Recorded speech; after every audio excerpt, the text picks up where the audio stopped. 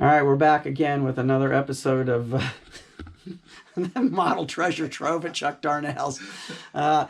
Chuck's been building this massive wall unit to display his models on, and there's a little bit of everything on here right now. There's finished stuff, there's old stuff and new stuff, and in-progress stuff, and 3D printed stuff, and just there is just everything. There's some toys on here, so we're just gonna start going down the wall because there's just so much here to see. It's unbelievable. So up here we'll start with this big toy Corvette, which is really cool. And Chuck's working on some 3D printed stuff. Some of these Flintstone projects he's currently doing, and this toy Woody Wagon, which is really cool. He just resin cast a part that was missing off that and got that back complete. And yet another big T. Chuck has got the best collection of 8th scale buildups of these T kits that you've ever seen. I mean, another episode. Yeah, that could be a whole nother episode. It's crazy. And he just acquired this Mean Maverick back here. This body was actually on another chassis, which unfortunately was complete, but ended up in the mail in 10,000 pieces. I mean, and the guy had packed it immaculately, and they just destroyed it in the mail. So, but he's got the body on that chassis right now. This is a 3D printed. What do you call that? Just I forget. They had a name for it. They called it the chicken coop, but it's not really the chicken coop. But came out of Canada, a printer in Canada. I have to get their name. It escapes me. I'm friends with them on Instagram. If anybody follows me on Instagram, they're on there. They do a great job. The parts that's literally just set together. Yeah, this is really well done. Yeah, Chuck just kind of pieced this together because he was so excited about it. But there's a great driver figure in there and everything. I mean, it's just really smooth. It doesn't have a lot of the anomalies you see in a lot of the 3D printed stuff. So that's going to be a cool piece. More 3D print skate rat. And then he's got this massive squadron of flapjacks that he's painting, restoring, refurbishing, doing a little bit of everything too. So these are all going to be just he's going to have a whole squadron of these flying off the wall or something at some point. So there's a Mobius Grim Reaper, and he's actually got a different face he put on there, which is pretty cool. And then he's got a collection of Mean Mavericks that he's working on restoring and piecing together. And then you get just some of this crazy obscure cut stuff down here like this. What's his name? Bandicoot. This is gigantic. I mean, this is a kit that you just don't ever see. He's from a video game, and it's a really cool piece. Chuck did some beautiful paint work on there. And then we got some toys down here. He's got some really neat toys. He's got some of the, I think these were the 12-inch. Is that the 12-inch aluminum rat, Fink? Yep.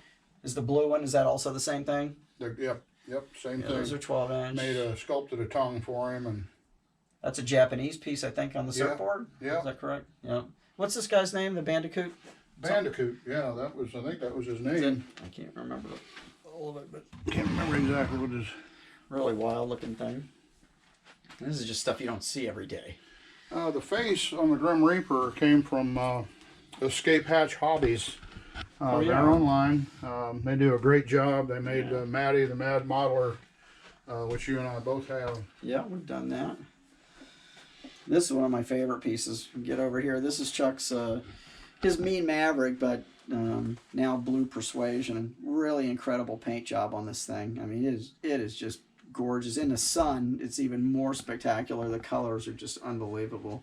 And it's fully functional. The body goes up and down on it.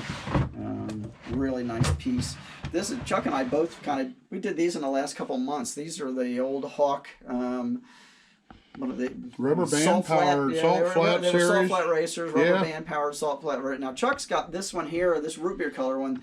That's the odd man out. That one was not reissued. These other ones all came out as reissues from testers, probably back in the 90s maybe. Yeah. You know, and they did not have the rubber band power in them anymore.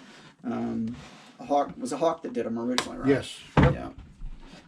And then he's got some other resin projects started here on the shelf. Now this piece, this barbershop scene, this came from Australia, right? Johnny Voodoo. Johnny Voodoo.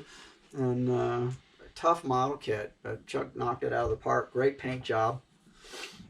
This thing is just really cool. And then he's got this bat Fink that he kind of kit bashed together there. Were those resin wings that you found somewhere? I got them on an eBay auction, and it was an actual bat. I cut his head off and fabbed him up, put him on his back, and it was just meant to be. Fit perfectly. So that's one of those things you guys aren't going to see. And then just some other obscure stuff. That's a solid brass handmade dragster chassis for slot car. Good friend of mine up north, just phenomenal work with brass work. He's such a talented. That isn't all. I mean, he's a one-to-one body man, paint layer, musician, just a rock solid dude. He's been a friend of mine forever. Brian Sodergren up there, old Sody. Kudos to you, brother. You're great job. Talented individual, that's for sure. And there's a little piece here by Bandicoot, just a kind of a rusted out pickup truck. Yeah, lots of detail. Bandicoot really knocked that one out. My son bought that for me one year for Christmas, and that's literally how it arrived in one piece. I mean, it's one thing to build something like that, to be able to ship something, and everybody that knows me knows that I have horrible shipping. But that's one piece that literally showed up. Somebody exactly at the post like office that. hates Chuck. They have a tendency to destroy his stuff. And of course, he's got a bunch of Roth monsters up here, and these are all really well painted. And he's got the entire gang along here, and some weirdos. This Davies from Hale Whistler down in Boynton Beach made that up for me and sent it up as a gift. Really did a great job. Looks Just like he's got some extra details there. A lot of that stuff, really well done, like saddlebags and everything. I'm just gonna go straight up this way. An original Predicta in that really blood red plastic. Let's see, there's another Flintstone build. That's an old. That was an AMT kit. I think I just finished mine after years. Mattel, maybe? I don't know. I think it might have been AMT. That's how old it is. There's a bunch of survivors up here on this shelf too. These are a lot of old original build-ups that Chuck's acquired from eBay or other places. Online auctions. Yeah, there's just a little bit of everything up here, but some really great old pieces. And of course, old Wile E. Coyote and the Roadrunner. You don't see these built up very often. Those are really well done. We'll move on down, and I'm just going to go up topside again here, and again, more survivors. You know, some old Corvettes and pickup trucks. We've got some Corvairs. Corvettes. Now these two pieces here, Wilhelm's Wonder and Tognati's Tea, really double kit. Yeah, double kit, really hard to build, really finicky little kits, and the paint. You know, Tognati's Tea there. I'm sorry to interrupt you. No. But there's a little bit of a history, kind of a funny story. I'm 4 hours from Springfield, Missouri, and my good friend Larry Kraut down there owned and ran Resin Works for years. That kit was missing one wooden spoke style rim, and Larry says, well, just come on down. So I loaded up the car. This is before the days of cell phones and everything else, and I literally went down to Springfield, Missouri, through the Ozarks down to Springfield. Battlefield actually is where he lives, and he casted me one, and I came back and I was able to finish the model. I still have it. It's great too. It's a nice build. Thank you, Larry. Yeah, a nice build up. We got some show rods going on there.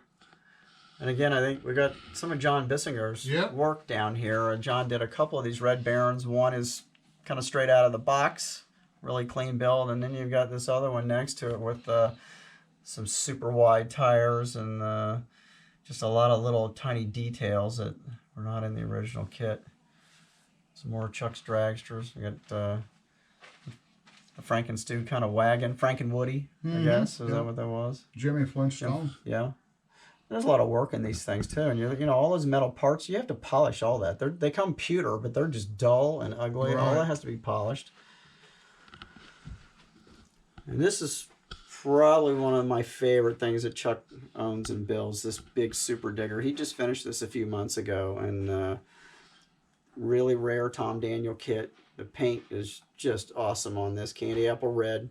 You see the chute, it's complete. It operates, everything. This spins the tires, does a wheelie. The chute pops out. You can see he's got the chute pack deployed out there. Just incredible. And now getting harder and harder. The prices of these kits have just gone ballistic. And there's one of Chuck's Christmas presents. I sent him some nice big fat rat fink balls with some lifelike hair on them. One of my favorite pieces. Oh yeah. I mean, no rat fink collection is complete without those. That's right. There's a resin cast rotar, which I know that was a battle on that one. That Pinholes, terrible. Oh my God, it was one of the worst resin kit things floating around. It's a garage kit, and it's really bad. We got some more dragsters down here. I mean, you look at the paint jobs on these things; they are just fantastic. I love those. Really, really nice. And there's some rat finks, more rat finks. Stroker McGurk. This rat fink back here is actually a test shot for a rat fink, and he's kind of shot in that Luminator plastic that they did years ago. He's transparent pink, and I think Chuck's got some lighting in there where he lights up. Yeah, some blue light, little LEDs, and yeah, this is just something you don't ever see test shots like that. They're just impossible to find. Where did you find that? That was on eBay. No kidding. Yeah, there you go. You can see he's it's got him lit up. That's great. Here's something you don't see built up every day. I'm going to move these out of the way, Chuck. Yeah. Just this crazy thing. Now, did John build this or you? No, that's one of mine. Okay. Look at now this is. I know it's a pram, but I can't remember the name of it. This is one of those really crazy AMT kits. This one's a baby buggy, a pram. And look at the paint and the colors in there. I mean, this thing just pops. It's hilarious. Now, this one's, the Snow Sport that's one of John Bissinger's, yeah, right? That's one of John's. John built that. Yep. Another great piece. And we're just going to hop around some more. There's Hot Curl. There's really, really hard to find. Yeah. Old kits. And he's got some Dirty Donnie stuff back there. Now this Wile E. Coyote and Roadrunner, these were recent builds, and these are 3D printed. Chuck came up with this idea, and one of our 3D printing friends, John Sparkman, printed these for him. And Chuck just finished painting these up not too long ago. This disintegrator ray gun Chuck just got, that's another 3D print off of eBay. You just put it in the little hand there, and then there in back, Sir Drags a Lot. That's an old Aurora Night kit. Chuck modified up, which I've got one similar to this, and then he hand sculpted a little creature. And this is based on the old Ed Roth iron-on decal. And then we got now is this 3D printed? This rat fink here? That's a 3D printed also, yeah. Yeah, this is another one. And you don't see this one too much, but he's really crazy looking, and Chuck put these psychotic eyes in him. So he's pretty evil looking. And then we got the Dirty Donnie's Pinball Punk in the back there. Chuck's got lighting and sound in that. And the same in his Flying Saucer build that he recently did. Him and I both did one of these, just kind of a fun project we both attacked. And I sculpted up these little creatures for us. We did a both great job on those. That just yeah, they were fun. really made it, actually. I made those out of Sculpey, but well, your paint job makes it. I mean, yours. And Chuck's got lighting and sound in this piece too, so it's awesome. I mean, Yeah, Randy Newbert, Voodoo Effects, is just phenomenal. He mixed 3 different tracks, digital tracks, to get the sound that I wanted for that, and it's just spot on. You need to give Voodoo Effects a big shout out. He did the soundboards for the saucer. He did for the pinball machine. Yeah, he did Pinball Punk. And also the Fired Up, the one that you showed, I think, in the second episode. Yeah. He's just spot on with his stuff. Yeah, Randy's a great guy. Friends for years. He was the person I hold responsible for teaching me how to do electronics and model kits when I was doing a lot of sci-fi stuff for people when I had my business. So yeah, he's good. Down here we got an Andy Cope sculpt resin sculpt. And these are still available. Andy's in the UK. You can find him on Facebook. He doesn't have a website or anything. He sells off of Facebook pretty much. But stellar artist. Yeah, he's so good. And we both have bought a lot of pieces from him. I've got quite a bit of his stuff in my collection. And then we got the old Stroker McGurk on the surfboard with the giant Original blue bomb salvage. And more toys and more toys. And now this 8th scale back here, what's the name of that one? It was a Lindbergh. It was just kind of a kit bash. And Chuck's got a little bit of everything there. Yeah. This is really nice clean build. And since I'm already on my knees, I'm just going to sweep on over to Chuck's huge Renwall visible chassis. And we both have built this thing, and this thing is a beast. It is huge. I mean, I'm going to get back. As you can see, it's close to 3 feet long. Takes up a lot of room. The visible V8 is made to bolt right up to that transmission. Everything works. The gears all turn in there. The shifter actually works. The brakes actually work. Yeah. If you want to put the oil in there, I didn't oil mine up. I just couldn't bring myself to doing that. Yep.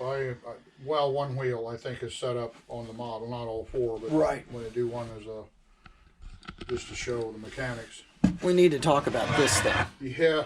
This is a great find. This is an original Revell contest trophy from back in these were early '60s, I think, right? Yes. Kind of looks like the silhouette, kinda. Yeah. On the top, you know. Oval top wannabe. Yeah, it's got something. And Chuck actually has the kit that won this trophy. He acquired this. Was it from a girl's grandfather or father? I think? Yeah. Here's the actual kit that won that trophy, which we were trying to figure this out yesterday. Not exactly sure what it is. It kind of looks like a Porsche, maybe, on the back. Almost has a Volkswagen look or a Porsche look. They use Hawk. The rear wheels are off of a Hawk Weirdo. But the engine compartment and the scoops, the interior is just crazy in it. I can't put my finger on what it is. I think it's got a kind of a Porsche feel to it. And it's got like it's sparkly. It's got yeah. You know, it's almost like white with oversprayed silver.